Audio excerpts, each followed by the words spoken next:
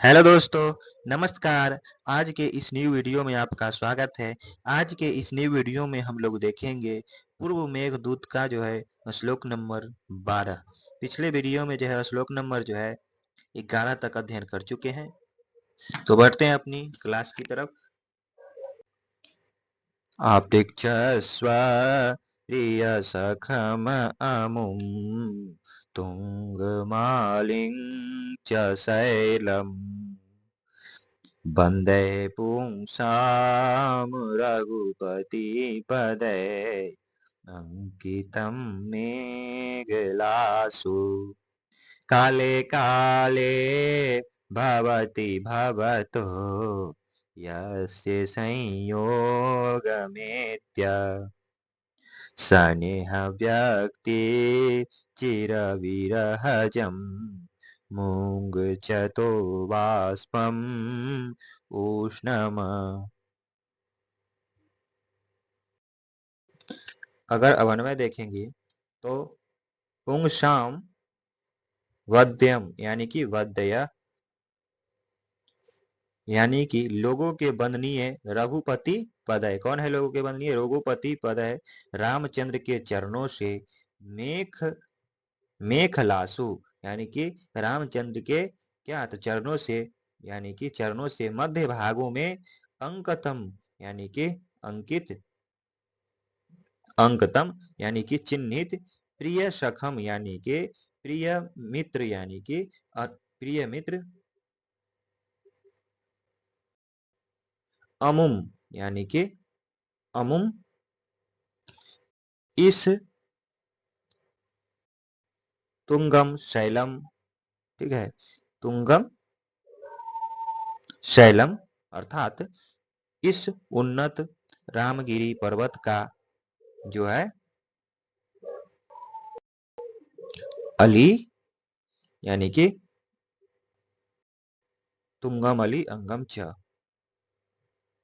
अर्थात कह रहा है कि आलिंगन करके, ठीक है, यानी कि रामगिरी पर्वत का आलिंगन करके अपिच्छस्व है ना, अपिच्छस्व यानी कि विदा ले लो, विदा ले लो। बोल रहा है कि ये जो है लोगों के वंदनीय रामचंद्र के चरण से मेघ यानी कि रामचंद्र के जो है चरण से मध्य भागों में चिन्हित प्रिय प्रिय मित्र इस जो है उन्नत रामगिरी पर्वत का जो है आलिंगन करके विदा ले लो। ठीक है, काले काले यानी कि काले काले समय समय पर जो है वर्षा काल में भवती भवतो अर्थात आपके जो है भवती भवती यानी कि भवतः आपके संयोगम यानी कि संयोग में यानी कि संयोगम यानी कि संपर्क हो, संपर्क हो एत्य जो है पाकर चिर विरहजम, चिर विरहजम अर्थात बहुत समय के वियोग से उत्पन्न उष्णम यानी गर्म, उष्णम का अर्थात गर्म वाष्पम यानी कि वाष्पम उष्णम यानी कि बाष्प, गर्म बाष्प भाप या आंसू मुंगचतो अर्थात छोड़ते हुए जो है यस्य जिस पर्वत की स्नेह व्यक्ति यानी कि स्नेह व्यक्ति प्रेम की अभिव्यक्ति भवती भवतो भवती यानी कि भवती होती है। अर्थात कह रहा है कि क्या कह रहा है, तो लोक के वंदनीय रामचंद्र के न्यायों यानी कि न्यासों से माध्यम मध्य भाग में चिन्हित प्रिय मित्र इस उन्नत रामगिरी पर्वत का आलिंगन करके विदा ले लो। यानी कि रामगिरी आश्रम पर कौन रहता था? रामचंद्र और सीता रहते थे। ठीक है, रामगिरी पर्वत का आलिंगन करके जो है विदा ले लो। कौन कह रहा है? यक्ष कह रहा है मेघ से। ठीक है, क्योंकि जो है समय समय पर जो है वर्षा काल में आपके संपर्क को पाकर बहुत समय के वियोग से उत्पन्न गर्म बाष्प जो है भाप या आंसू यानी कि गर्म बाष्प कौन होता है? भाप या आंसू छोड़ने वाले जिस रामगिरी पर्वत के प्रेम की अभिव्यक्ति होती है। अर्थात जो है यक्ष कहता है कि हे मेघ, रामगिरी पर्वत पर तुम्हारा प्रिय मित्र है, इससे जो है भली भांति मिलकर विदा ले लो। इस श्लोक के माध्यम से जो है यक्ष जो है मेघ को जो कह रहा है कि आप जो है से लोकवंदनीय रामचंद्र के चरण के इस माध्यम भागों के चिन्हित प्रिय इस उन्नत रामगिरी पर्वत का जो है आलिंगन करके विदा ले लीजिए। समय समय पर जो है वर्षा, समय समय पर आपके संपर्क को पाकर बहुत समय के वियोग से उत्पन्न गर्म वास, यानी कि बारिश नहीं होगा तो गर्म वाष्प होगा, छोड़ने वाले जिस के प्रेम की अभिव्यक्ति होती है। अर्थात यक्ष जो कह रहा है, अब अपने प्यारे सखा इस ऊंचे पर्वत से गले मिलकर जो है विदा लो, जिसकी ढालू चट्टानों पर लोगों से वंदनीय रघुपति के चरण की छाप लगी है। यानी कि कौन रहते थे रामगिरी पर, तो रामगिरी का बात हो रहा है, पर्वत का, ठीक है, राम जी, ठीक है। और जो समय समय पर तुम्हारे संपर्क मिलने के कारण लंबे विरह के तप्त आंसू बहाकर अपना स्नेह प्रकट करता है। कौन प्रकट करता है, तो ये जो है रामगिरी।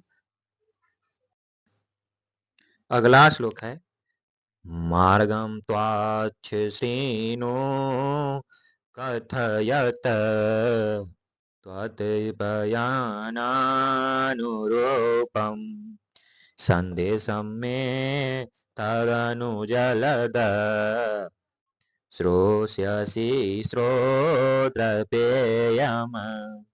खिन्न खिन्न शिखरिषुपदम् न्यस्यः गन्तासि यत्र छिन्न छिन्न परिलघुपयः अस्त्रोतसाम चोपभुज्य। अगर इसका अवन्वय देखेंगे तो जलद त्वाम कथयत, जलद त्वाम कथयत त्वात् पर्यानामनुरूपम, अर्थात जलद कौन है, तो हे मेघ, अब कह रहे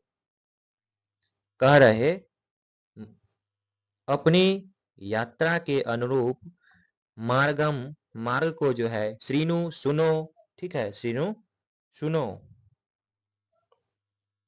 यत्र जिस मार्ग में खिन्ना खिन्ना खिन्ना खिन्ना शिखरिषु, खिन्ना खिन्ना शिखरिषु, अर्थात जिस मार्ग में अत्यधिक खिन्न पर्वतों पर पदम, यानी कि पदम नस्य छिन्नम छिन्न च, छिन्न छिन्न च, अर्थात पदम, ठीक है, पैर रखकर जो है, और पैर रखकर और पुनः पुनः कृश हुआ, अस्त्रोत शाम, अस्त्रोत शाम, अर्थात नदियों के जो है परिलघु बहुत हल्के पय, परिलघु पय बहुत हल्के जल का जो है उपभोज्य, उपभोग करके गंतासी, गंतासी जाएगा, ठीक है, उपभोग करके जो है जाएगा। तदनु तब पश्चात स्रोत प्रेयम, श्रोत्र पेयम, यानी कि कानों के द्वारा पिए जाने योग्य, कानों के द्वारा पिए जाने योग्य में मेरे संदेश, यानी कि संदेशम, संदेशों को श्रोष्यसि, अर्थात सुनेगा, ठीक है। अर्थात कह रहे हैं कि हे मेघ, अब तू मुझ कहने वाले से अपनी यात्रा के योग्य मार्ग को सुन, यानी कि यात्रा के जो है योग्य मार्ग को सुन, जिस मार्ग में पुनः पुनः थका हुआ तू पर्वतों पर पैर रखकर और पुनः पुनः कृश हुआ नदियों के अत्यंत हल्के जल का उपभोग करके जाएगा, ठीक है। क्या करेगा, तो पर्वत पर जो है थका हुआ पर्वतों पर पैर रखकर और पुनः पुनः जो है कृश हुआ नदियों के अत्यंत हल्के जल का उपभोग, नदी के जो है जल का उपभोग करके जाएगा। तब पश्चात कानों के द्वारा पिए जाने योग्य मेरे संदेशों को सुनेगा, ठीक है। तब पश्चात जो है कानों के द्वारा पिए जाने योग्य मेरे संदेश को सुनेगा। यक्ष मेघ से कहता है इस श्लोक के माध्यम से कि पहले तो आप अपनी जो है यात्रा के अनुकूल मार्ग को सुन ले, तब पश्चात मैं अत्यंत ही मधुर संदेश कहूँ, यानी कि मैं जो है अत्यंत ही मधुर संदेश कहूंगा। अर्थात यक्ष जो है कह रहा है कि हे मेघ, पहले तो अपनी यात्रा के लिए अनुकूल मार्ग मेरे शब्दों में सुनो। थक थक कर जिन पर्वतों के शिखरों पर पैर टेकते हुए और बार बार तन छीन होकर जिन सोतों का हल्का जल पीते हुए, अर्थात जब पर्वत से टकराएगा तो छीन होगा, जब बादल जो है पर्वत से जब टकराएगा तो बारिश होगा, ठीक है। और सोतों का जो है हल्का, और जब बारिश होगा तो बादल जो है हल्का हो जाएगा, और हल्का जल जो है पीते हुए तुम जाओगे, ठीक है। हल्का जो पीछे मेरा यह संदेश सुनना जो कानों से पीने योग्य है। और क्या बोल रहे हैं, पीछे मेरा यह संदेश सुनना जो कानों से पीने योग्य है। यानी कि वही हुआ, यक्ष मेघ से कह रहा है कि पहले जो है आप अपनी यात्रा के अनुकूल मार्ग को सुन ले। मार्ग कैसा होगा, तब पश्चात मैं अत्यंत ही जो है मधुर संदेश कहूंगा, ठीक है। यानी कि पहले जो है मार्ग जो है सुन लीजिए, फिर जो है मेरा यह संदेश सुनना जो कानों से जो है, मेरा संदेश कैसा है, कानों से पीने योग्य है। अदृश्यगं हरति पवनः किंसविदित्योन्मुखीभिः दृष्टोत्साहचकितं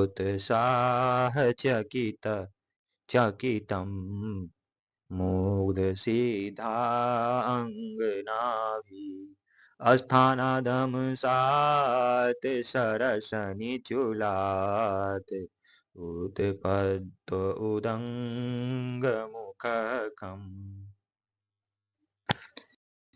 दिङ्गानागानां पथि परिहरन् स्थलहस्तावलेपान्। अर्थात अगर इसका वन में देखते हैं तो पवनः अत्रे श्रृंगम श्रृंगम, ठीक है। पवनः अद्रे श्रृंगम किन स्तिवत, है ना, किन स्वित। अर्थात कह रहा है कि वायु वायु पर्वत की जो है चोटी को, यानी कि वायु पर्वत की चोटी को जो है लिए जा रहा है। किन स्वित क्या इति, है ना, यह सोचकर उन्मुखी भी ऊपर की ओर मुख किए हुए मुग्ध सिद्धा अंगना भी भोली भाली सिद्धों की सुंदरियों के द्वारा यानी कि चकितम अत्यंत आश्चर्य पूर्वक जो है दृष्टोत्साह देखे गए उत्साह वाले पथी, अर्थात देखे गए उत्साह वाले जो है मार्ग में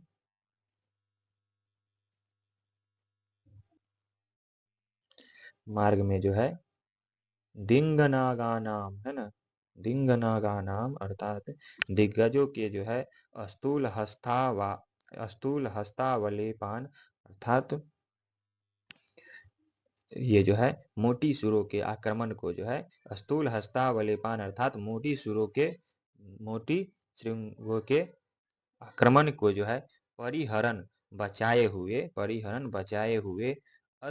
यानी कि परिहरण बचाए हुए अस्तमात इस जो है सरसनी मुख, यानी कि सरसनी जो है चुलात, है ना, रस सरसनी चुलाद यहाँ पे, अर्थात स्थल वेतसों से युक्त स्थानात अर्थात स्थान से जो है उदंग मुखम उत्तराभि जो है मुख होकर उत्पत्ति उग जाना, ठीक है, उग जाना। उत्पत्ति उ जाना। अर्थात ये जो है कह रहा है कि क्या ये जो है शब्दार्थ बताए। अद्रे मतलब क्या होता है, तो वायु होता है, ठीक है। यानी कि पवन मतलब क्या होता है, तो वायु होता है। अद्रे मतलब पर्वत होता है, ये बताए ना। अद्रे वायु सिंगम हरिति, ये जो है अवन्वय करके बताए, ठीक है। तो इसका हिंदी देख लेते हैं। अगर इसका पीडीएफ आप लोग चाहते हैं तो टेलीग्राम लिंक के साथ जुड़िए, डिस्क्रिप्शन बॉक्स में दिया हुआ है, ठीक है। और अच्छे से पढ़ते रहिए। तो अगर इसका अनुवाद देखते हैं तो क्या पवन पर्वत की चोटी को लिए जा रहा है। क्या पवन जो है पर्वत की चोटी को लिए जा रहा है, यानी कि उड़ाए लिए जा रहा है। यह सोचकर ऊपर की ओर मुख किए हुए भोली भाली सिद्धों की सुंदरियां के द्वारा अत्यंत आश्चर्यपूर्वक देखे गए उत्साह वाले तुम मार्ग में दिग्गजों की जो है मोटी सुरों के आक्रमण, कौन है मोटी सुर, तो हाथी, मोटी सुरों के आक्रमण का परित्याग करते हुए इस हरे भरे स्थल वेतसों से युक्त शासन से उत्तराभिमुख होकर उड़ जाना, ठीक है। ऐसा बता रहा है कौन, तो ये जो है यक्ष कहता है कि हे मेघ, तुम्हारे विशाल शरीर को देखकर सिद्धों से भोली भाली सुंदरियां जो है क्या पवन सिद्धों की जो है भोली भाली सुंदरियां क्या पवन पर्वत की चोटी को उड़ाए लिए जा रहा है, ठीक है, ऐसा कहेगा। यह विचार कर तुमको अत्यंत आश्चर्य के साथ देखेगी, ठीक है। कौन देखेगी, तो वह सुंदरियां। मेघ कह रहा है क्या वायु कहीं पर्वत की चोटी ही उड़ाए लिए जाती है। इस आकांक्षा से भोली भाली बलाए ऊपर मुंह करके तुम्हारा पराक्रम चकित होकर देखेगी, ठीक है। यानी कि क्या वायु कहीं पर्वत की चोटी ही उड़ाए लिए जाती है इस आकांक्षा से, ठीक है। इस स्थान से जहां बेंत के हरे पेड़ हैं, तुम आकाश में उड़ते हुए मार्ग में अरे दिग्गजों के स्थूल सुरों का आघात बचाते हुए, यानी कि हाथी का स्थूल सुरों का आघात बचाते हुए उत्तर की ओर मुंह करके जाना। ऐसा कौन बोल रहे हैं, तो यक्ष बोल रहे हैं मेघ को। अगला श्लोक है रत्न छाया वयति करइव प्रेक्षयम् एतद् पुरस्ता द्वलम्बिकाग्रात प्रभवी धनुष खण्डम् आखण्डलस्य येन श्यामां वपुरतितरां कान्तिमापतस्यते ते वर्हेनेव अस्फुरितरुचिना गोपवेशस्य विष्णोः। अर्थात अगर इसका अन्वय देखेंगे तो छाया रत्न छाया वयति कर इव, रत्न छाया वयति कर इव अर्थात मणियों की कांतियों के सम्मिश्रण के समान। कैसा, तो मणियों की कांतियों के सम्मिश्रण के समान प्रेक्षयम एतद यानी कि दर्शनीय सुंदर यह आखंडलस्य धनुष खंडम, आखंडलस्य धनुष खंडम अर्थात आखंडलस्य इंद्र के धनुष का टुकड़ा पुरस्तता यानी कि पुरस्तता अर्थात आगे जो है बाल बाल्मीकि का ग्रात, बाल्मीकि यानी कि बावी के अग्रभाग से जो है प्रभवती प्रभवती निकल रहा है। येन जिससे जो है ते जिससे तुम्हारे श्याम यानी कि श्यामम श्याम जो है श्यामला जो है शरीर, ठीक है, श्यामला शरीर वपु शरीर अस्फुरित रुचिना अर्थात जो है समुज्ज्वल कांति वाले ब्रहेनेव मयूर पिछ से जो है क्या, तो गोपवेशस्य गोपाल वेशधारी विष्णु यानी कि कृष्ण के जो है इव समान, कृष्ण के समान जो है कृष्ण के समान क्या, तो अतितराम अतिशय कांति यानी कि शोभा को जो है आपस्य यानी कि शोभा को जो है क्या, तो आप आपत्य सयस्ते अर्थात प्राप्त करेगा। यानी कि कह रहा है मणियों कि जो है कांतियों के सम्मिश्रण के समान दर्शनीय सुंदर इंद्र के धनुष का टुकड़ा जो है सामने वाल्मीकि के अग्रभाग से निकल रहा है। ठीक है, निकलता हुआ दिखाई पड़ रहा है, जिससे तुम्हारा श्यामला शरीर जो है कैसा दिखाई, सौजुल कांति जो है वाले कौन तो मयूर पिछ से जो है गोप वेशधारी कृष्ण के जो है समान अत्यधिक शोभा को प्राप्त कर लेगा। ठीक है, अत्यधिक शोभा को जो है प्राप्त कर लेगा। अर्थात ये जो है कह रहा है यक्ष कि सामने देखो इंद्रधनुष धनुष के टुकड़ों से तुम्हारा श्यामला शरीर गोप वेशधारी भगवान के समान सुशोभित हो रहा है। ठीक है,